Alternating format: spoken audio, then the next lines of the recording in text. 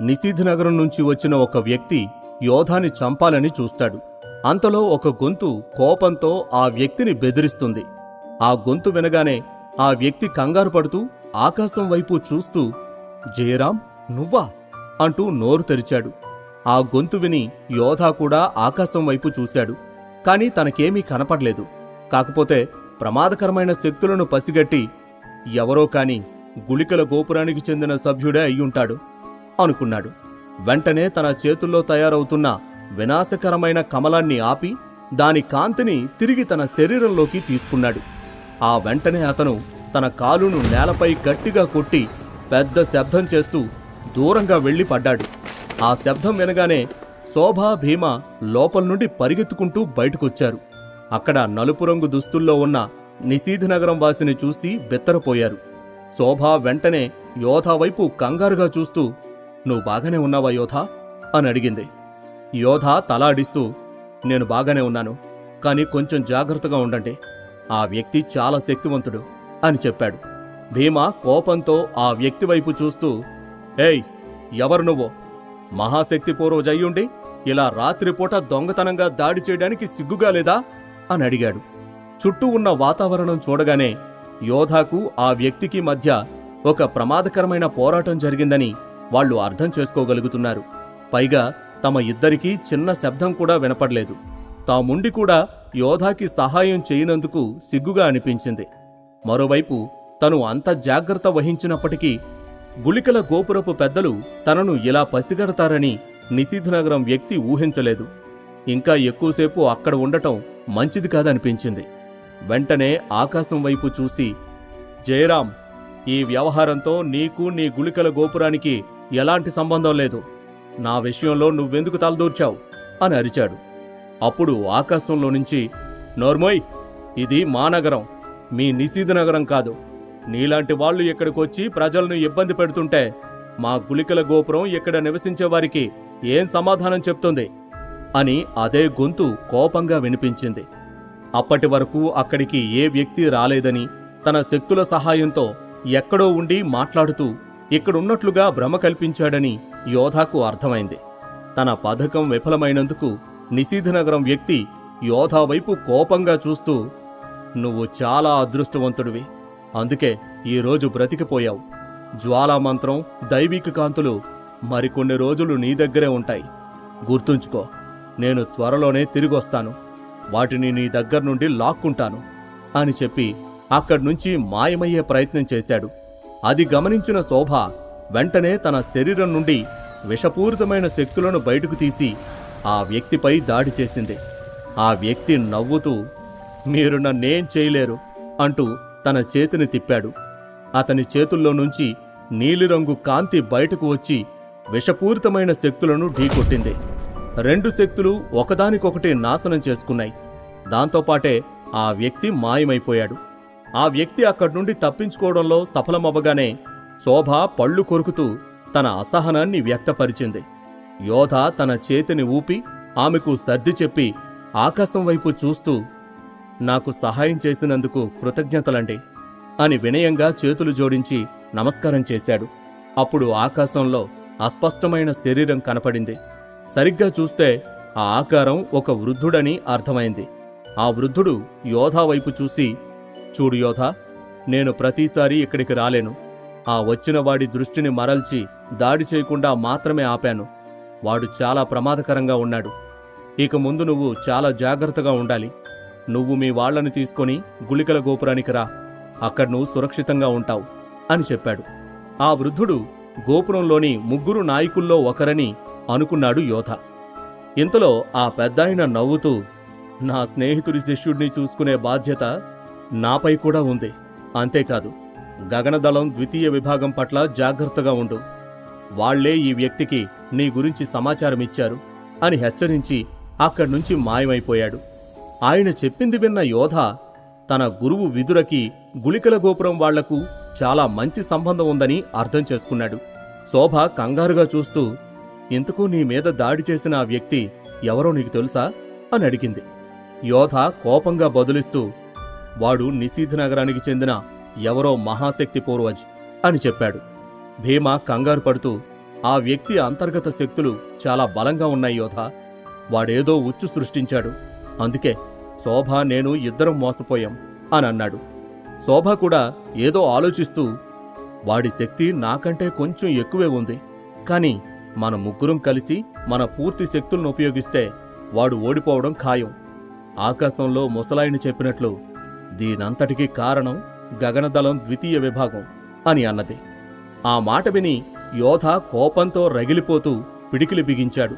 కొన్ని రోజుల క్రితం వేలంపాట భవనంలో బాలు అనే యువకుడితో జరిగిన గొడవ గుర్తుకొచ్చింది. కాని వాళ్లు స్వయంగా ప్రతీకారం తీర్చుకోకుండా తన గురించి నిశీథ్ నగరానికి చేరవేస్తారని అనుకోలేదు. ఇతరుల సహాయంతో తమ శత్రువుల్ని చంపడం నిజంగానే ఒక ప్రమాదకరమైన కుట్ర.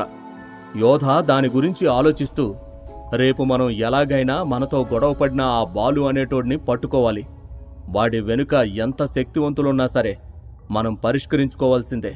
పైగా ఇక్కడికొచ్చిన ఆ నిశీథ్ నగరం వ్యక్తి చాలా ప్రమాదకారి. అసలు వాడెవడో మనకు తెలీదు. పైగా వాడి దగ్గర సముద్రపు దైవిక కాంతి కూడా ఉంది అని చెప్తున్న యోధాకి వెంటనే వనమాలి గుర్తుకు వచ్చాడు. ఒక్క క్షణంలో ఉంగరం నుండి ఒక సీసాను బయటకు తీశాడు. దాన్ని తెరవగానే అందులో నుండి వనమాలి ఆత్మ బయటకొచ్చింది. చూడ్డానికి చాలా బలహీనంగా ఉంది. యోధ ఆ ఆత్మ వైపు కోపంగా చూస్తూ, నిశీథ్ నగరంలో నీ దైవిక కాంతిని ఎవరికి బహుమతిగా ఇచ్చావు అని అడిగాడు.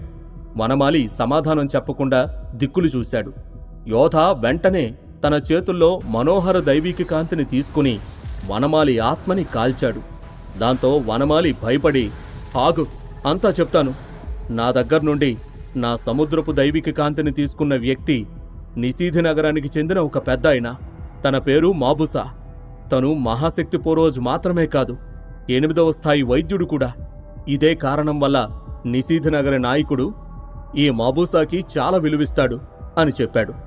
యోధ ఒక్క క్షణం ఆలోచించి, వాడికి విదురకి ఏంటి సంబంధం అని అడిగాడు. మాబూసా విదుర ఇద్దరికీ ఒక్కడే గురువు. ఏదో కారణం వల్ల ఆ గురువు మాబూసాని తన్ని తరిమేశాడు. అదంతా విదుర వల్లే అనుకొని ఆయన్ని మాబూసా తన బద్ధ శత్రువుగా భావించాడు. చాలా కాలం క్రితం నేను విదుర మీద దాడి చేసినప్పుడు ఎలాగైనా జ్వాలామంత్రాన్ని దొంగలించి తనకివ్వమని మాబూసా నాకు చెప్పాడు. కాని నాకది దొరకలేదు అని చెప్పాడు వనమాలి. అది విని యోధ ఆశ్చర్యపోతూ, ఆ విషయం గురించి గురు నాకెప్పుడూ చెప్పలేదు అన్నాడు. నాక్కూడా విదుర ఎప్పుడు మాబూసా గురించి తన గురువు గురించి చెప్పలేదు. మాబూసానే నన్ను కలిసి ఇదంతా చెప్పాడు అని చెప్పాడు వనమాలి. యోధ వెంటనే వనమాలి ఆత్మను సీసాలో పెట్టి, వనమాలి చెప్పిన దాని ప్రకారం ఇక్కడికొచ్చింది ఖచ్చితంగా మాబూసానే అయ్యుండొచ్చు. లేకపోతే నా దగ్గర జ్వాలామంత్రం ఉందని వాడికెలా తెలుసుంటుంది? ఖచ్చితంగా నా మీద దాడి చేయడానికి మళ్ళీ వస్తాడు అనుకున్నాడు. అక్కడే ఉండి అంతా విన్న శోభ, భీమ ఒకరినొకరు ఆశ్చర్యంగా చూసుకున్నారు.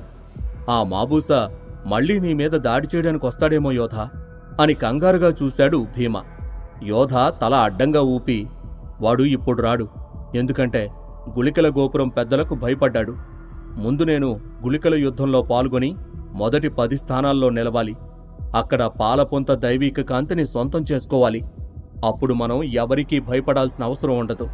మీరు ఆ గగనదళం ద్వితీయ విభాగం గురించి ఆరా తీయండి, వాళ్ళంతు చూద్దాం అని చెప్పాడు.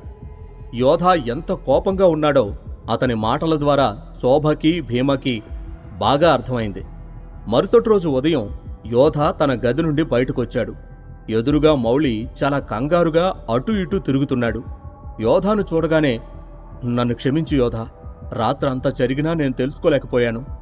బయట నుంచి ఎవడో నా భవనంలోకి రావడం అంటే ఇదంతా నా నిర్లక్ష్యం వల్లనే జరిగింది అంటూ క్షమాపణలు చెప్పాడు మౌళి. భలేవారే, ఇందులో మీ తప్పు ఎంతమాత్రం లేదు. ఆ వ్యక్తి వచ్చాడని శోభా, భీమ కూడా కనిపెట్టలేకపోయారు అని అన్నాడు యోధ. నాకు విషయం తెలియగానే కొంతమందిని పంపాను. వాళ్ళు గగనదళం గురించి ఆరా తీశారు అని చెప్పాడు మౌళి. అది విని యోధ ఆశ్చర్యంగా చూశాడు. మౌళి మొహంలో కంగారు, ఆతురత చూడగానే ఆయన తన కోసం ఎంతలా ఆలోచిస్తున్నాడో యోధాకి అర్థం కావడంతో, అయితే గగనదళం గురించి ఏం సమాచారం వచ్చింది? వాళ్ళెక్కడున్నారో మీకు తెలుసా అని అడిగాడు. మౌళి తలాడిస్తూ, గగనదళం ద్వితీయ విభాగం వాళ్ళు ఈ ఔషధ నగరంలోని దక్షిణ దిక్కున నిర్మించబడిన ఒక భవనంలో ఉన్నారు. వాళ్లే మనకు వేలంలో కలిశారు. నీతో వాదనకు దిగిన ఆ తెల్లటి బట్టలు ధరించిన కుర్రాడు ద్వితీయ విభాగం నాయకుడి కొడుకు. వాడి పేరు బాలు. వాడు కూడా ఒక వైద్యుడే. గుళికల మహాసంగ్రామం కోసం ఈ నగరానికొచ్చాడు. బాలుతో పాటు ఉన్న మహాశక్తి పూర్వజ్ వాళ్ల దళంలోనే గొప్ప వీరుడు. మిగిలిన ఇద్దరు శక్తి పూర్వజ్ 9వ దశలో ఉన్నారు. ఇప్పుడు వారంతా ఆ భవనంలోనే ఉన్నారు అని చెప్పాడు. తనకు కావలసిన సమాచారం రావడంతో యోధా మొహం ఆనందంతో వెలిగిపోయింది. నిజానికి తనకు గగనదళంతో శత్రుత్వం పెట్టుకోవాలనే ఉద్దేశం అయితే లేదు. వాళ్లే కావాలని రెచ్చగొట్టారు కాబట్టి ఖచ్చితంగా వెనక్కి తగ్గడు. యోధా మొహంలో భావాలు గమనించిన మౌళి ఇబ్బందిగా చూస్తూ, నువ్వు వాళ్లపై దాడి చేయడం గురించి ఆలోచిస్తున్నావా అని నెమ్మదిగా అడిగాడు. యోధా తలాడిస్తూ, ఖచ్చితంగా చేస్తాను, అందులో ఎటువంటి సందేహం లేదు అని చెప్పాడు. మౌళి గట్టిగా ఊపిరి తీసుకొని, నేను చెప్పేది విను. వాళ్లపై దాడి చేయడానికి ఇది సరైన సమయం కాదు. ఇప్పుడు నువ్వు ఇక్కడ వాళ్లపై దాడి చేస్తే దాని ప్రభావం గుళికల గోపురంపై పడుతుంది. అది నీకు మంచిది కాదు. ఆ బాలు కూడా గుళికల గోపురానికి చెందిన వైద్యుడే. వాడితో పాటు చాలామంది శక్తివంతమైన వ్యక్తులు కూడా ఉన్నారు. ఇలాంటప్పుడు నువ్వు చాలా రహస్యంగా వాళ్లపై దాడి చెయ్యాలి, లేదా వాడితో పాటు ఉన్న ప్రతి ఒక్కరినీ చంపాలి. ఎందుకంటే ఈ దాడి వార్త తెలిస్తే గగనదళం అస్సలు సహించదు. అప్పుడు నువ్వు మరింత ప్రమాదంలో పడతావు అని హెచ్చరించాడు. అది విని యోధ కొంచెం కోపంగా చూస్తూ, వాళ్లు నా గురించి నిశీధ్ నగరం వాళ్లకి ఆచూకీ చెప్పారు. అలాంటి వాళ్లని వదిలేయమంటారా అని అడిగాడు. మాబూసా మళ్లీ వస్తాడా? గగనదళంతో యోధాకి శత్రుత్వం తప్పదా? తెలుసుకోవాలంటే వింటూనే ఉండండి యోధ, ఓన్లీ ఆన్ పాకెట్ FM.